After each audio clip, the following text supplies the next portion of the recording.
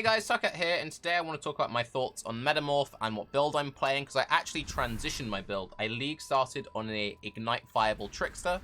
I am now a Caustic Arrow Trickster. So why did I league start Fireball, and why am I now Caustic Arrow? So my original plans was to try out the new Explosive Arrow. I knew that Caustic Arrow had been buffed quite substantially, and I knew that it was going to be a very safe league start, but I really wanted to try the new Explosive Arrow. So I spoke to a couple of GGG devs, and I was like, hey, will I regret playing Explosive Arrow as my league starter?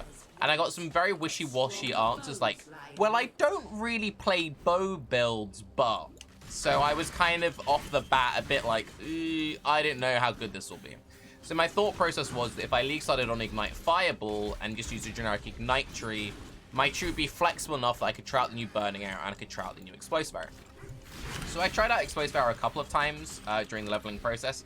Every time it just felt not very good. Burning Arrow actually felt pretty decent. At one point, I got a really solid physical bow, which I used for like a good 10-15 levels, and I just leveled as Burning Arrow. And Burning Arrow felt great, and I can imagine with gear, aka Azoth's Nurture, Burning Arrow will actually be pretty legit. Burning Arrow versus Fireball. The Fireball will have the better map clear, but the Burning Arrow with gear will have better single target, so it's kind of what would you rather. And on the right Ascendancy class with enough zoom going, you could get comparable map clear to Fireball. It's just that Val Fireball, especially if you're pushing it to silly extremes, gets really absurd. But Burning Arrow, good build, would recommend, quite gear heavy. Explosive Arrow, less so. So a lot of people have league started on Explosive Arrow and have reported very rough leveling experiences with it, but have said that when you get it to maps, once you get to like 60, 70 plus, you get everything going, it starts to feel kind of okay.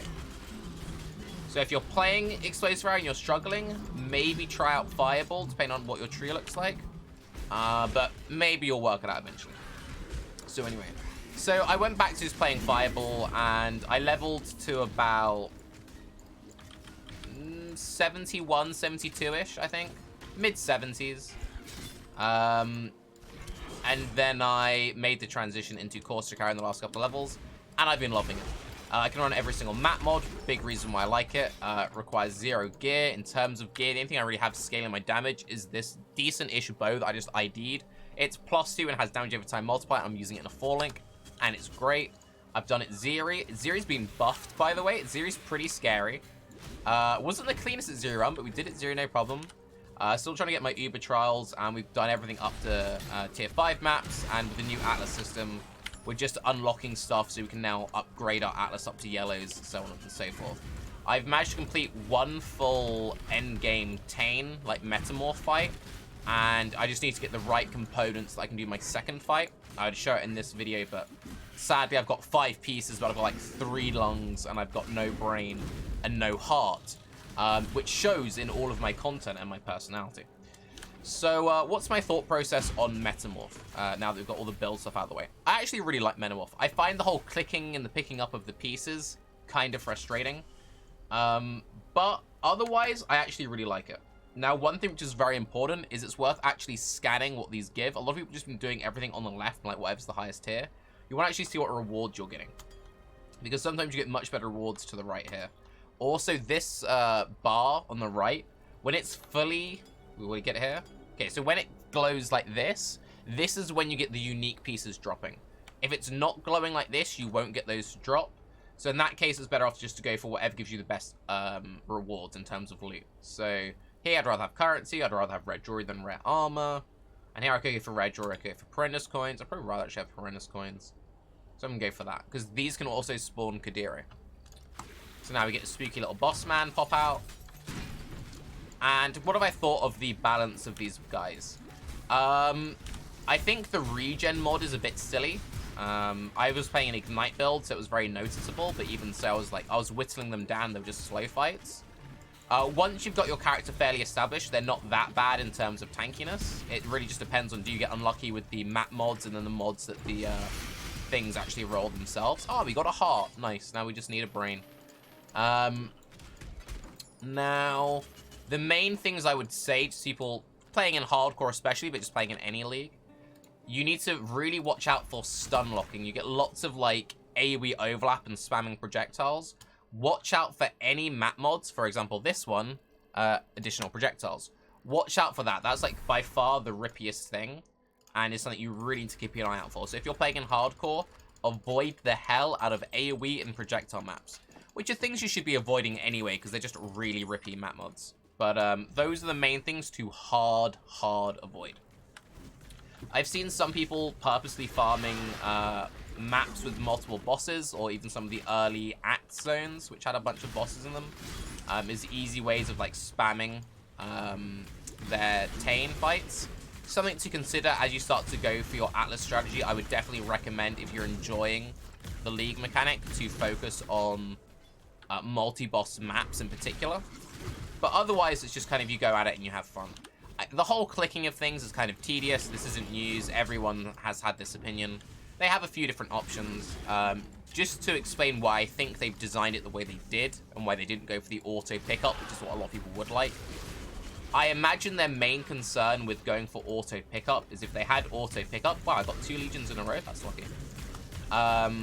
Their main concern would be it'd be too confusing for players. Players wouldn't really realize what's going on, and maybe they'd like forget about the encounters. So I think that's why they wanted to make it kind of obvious that you're picking them up. This has the side effect that it's kind of tedious. So hopefully they do something to change that in the future, be it auto pickup, or one thing I would like to see happen is have it so white mobs don't drop them. Have it so they only drop from rares, and just balance it out that way. So you still have to pick them up, but you're picking up a lot less.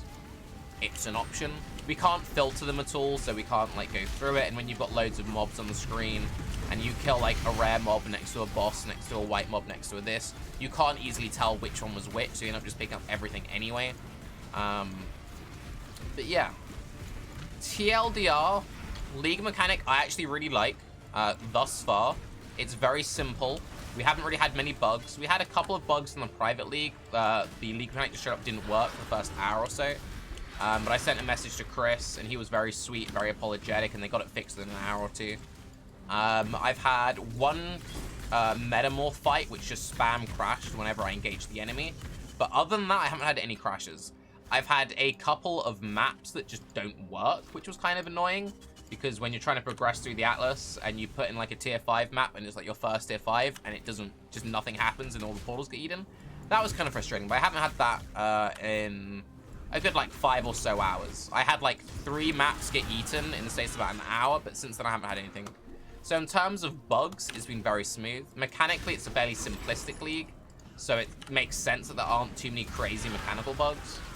But I think it shows well. I can't talk too much about the new Endgame system because I haven't really engaged with any of the new bosses yet.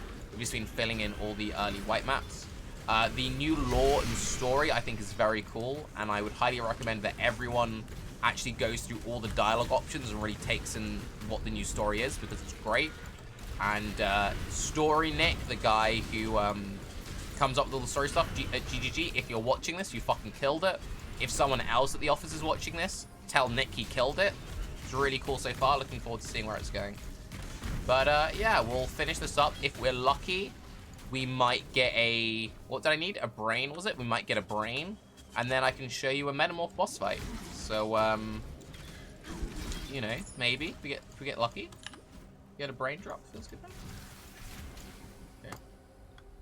So again, go for what's the best one. So unique jewelry would actually be better than this, but we'll see if we need to get it for that. So here, currency would probably be better than that, but we'll see what we need to get the thing. I'd rather have horrendous coins for that one. Incursion jewelry is good. Additional jewels, I'd like that. Can I swap that out for unique jewelry? I can? Alright, cool. So, give me a brain and give me sick rewards. But for anyone who hasn't started the league yet, Caustic Arrow / Toxic Rain is so buttery smooth. It really requires absolutely nothing. A lot of people in my chat have been leveling as just Caustic Arrow or Toxic Rain Mines using Octavian's Tree. Here we go. Got an eye. I've already got those. F. Feels bad, man. Even though you don't always get the exact piece that you need, I do think it's great how you actually get to engage with the endgame content at a reasonable level. So as I said, I've already done one full boss fight, and I'm about to finish my second set. Oh, dude, we're about to get hooked up. Okay, let's go. He needs a liver or an eye. So we can trade. We can do some player interaction. We can trade my eye for his brain. And we can do a little boss fight. Sick. Oh, dude, I got scammed. My eye was way better than his brain. Feels ripped off, dude. Okay, let's dump all this stuff. So yeah, I'm level, what was it? 80, and I've already done 2 boss fights, which is cool. Compare this to previous leagues where you're pushing like level 90 before you got your first mastermind and all that stupidness. I much prefer this system. And I like how for people who really are into the system, you can trade back and forth. You can work out all the different minutiae and that stuff. I think that's really cool. So what do we got? Divination cards, rare jewelry, rare weapons, veiled weapon, rare currency jewelry, rare incursion, rare currency. Ooh, that's a nice one. In terms of like how rewarding it is, I found it fairly rewarding if you're searching for it correctly. I'm already up to 3 exalted orbs thus far in the league, and I haven't played that much. I slept for like 10 hours on day 1. I went to bed at like 1, 2 in the morning, and League came out at 8 p.m. Had a really nice long sleep. I didn't start streaming again until 12 the next day. Ow. So I've actually found these fairly rewarding. Let's have a look see. What do we get? We got decent incursion gloves. Decent. Those are actually pretty decent as well. We did get a veiled item. And we got a little bit of trash elsewhere. But not too bad, not too bad. For the amount of time it took me, what? 30 seconds, if that. You know, we got some easy incursion items. There's a stash here, which I like. We can't bend it to him, though, which is... Oh, we can! Oh, I retract that statement. So you've got a vendor and a stash, which is good. If only those had a higher movement speed roll. Those would be really nice. I guess I could quickly show my gear for people who are also playing this character. They need a little direction. My gear is atrocious, but I'll show you what I've currently got. So as I already showed you, the plus levels damage over time multiplier, that is by far the most important thing. Attack speed would be a nice suffix to have, but it is what it is. Otherwise, it's just life and resist basically everywhere. Try and pick up a penetrating arrow quiver for the pierce, otherwise just life and resists. You can also roll damage over time multiplier on quivers. That would be your main stat. You want life and damage over time multiplier. I just haven't rolled one yet. Life resists, life resists, life resists, life resists, life resists. I wanted to get zero step, but I got the flask drop sadly instead. I just haven't had a decent pair of 30% movement speed boots drop yet. Resist, life, and then lifetime of damage. As for my skill tree, so when I was doing the Fireball Ignite setup, I rushed all the way over to Elite Overload, and then I took Breath of Flames and Holy Fire, and those are the only DPS nodes I had all the way up until like 75 when I respec'd. I got those nodes, and then I literally started routines to my Caustic Arrow tree, so I got those, then I took Pierce, and I took Acro, Phase Acro, and then I just came down this way. From this point, I'm going to spend the next 10 levels picking up missing life nodes. I think I get one more AoE from that node, so I should probably take that. Otherwise, filling in 2-point jewels. Maybe going for Crystal Skin in like mid-90s. Ooh, what Shadow Stitch did the guy get in my private league? +2 suckered Aura Gems. That's good. Mines count as Aura Gems. So you could use that as +2 for Mind Gem. Pretty good. And then I'll be filling in some damage stuff that I'm missing. So damage and jewels, really. But yeah, if you're interested in my skill trees for either this build or the Ignite stuff I was talking about, if you look at my previous video, I have links down to everything.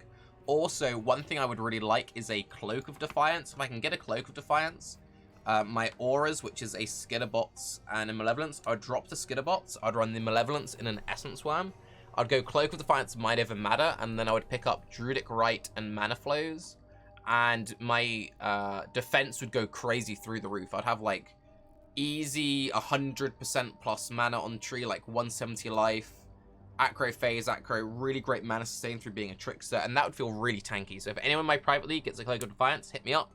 Also, if you haven't played the league yet and you'd like to join my private league, join my private league. But anyway, I'm Tarke. We all have a wonderful day. Hope you're all enjoying Metamorph. Bye-bye.